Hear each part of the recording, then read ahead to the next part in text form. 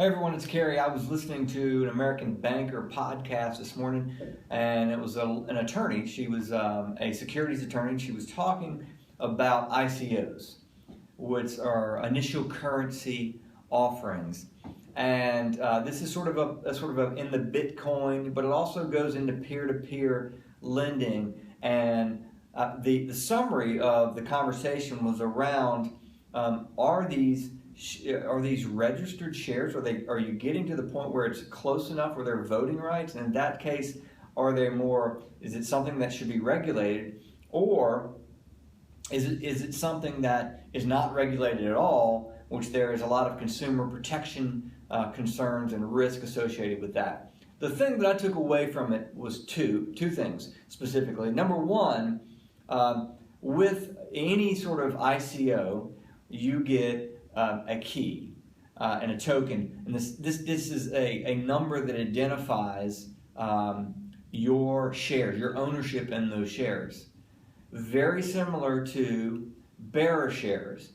If you don't have possession of that key or of that token, then whoever has possession of that key or that token is then the owner of that. They have the rights to that.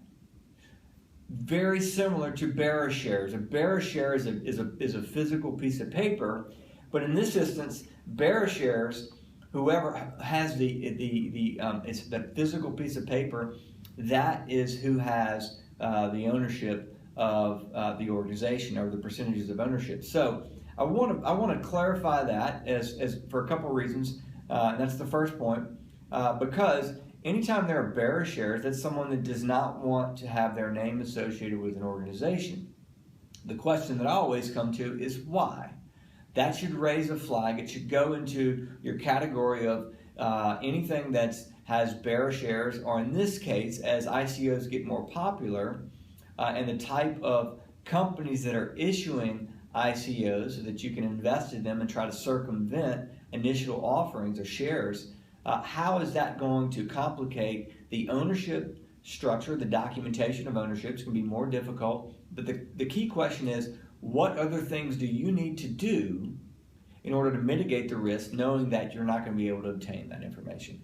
So that's point number one. Point number two is that this specific attorney suggested that with ICO, that banks are going to be able to assist these ICOs with their initial offerings because of their AML expertise, specifically their AML policy expertise. In our experience, most banks have not covered all of the items in the regulation or in the FFIEC manual that are required by the regulation or the FFIEC manual. So we recommend a very, very detailed review. It's an opportunity for banks. It's a need for fintech. It's a need for any ICO to be AML compliant so that you know who's signing up for these shares. So those are two takeaways from the American Banker podcast this morning. I hope it's helpful. I look forward to sharing more soon. Thanks.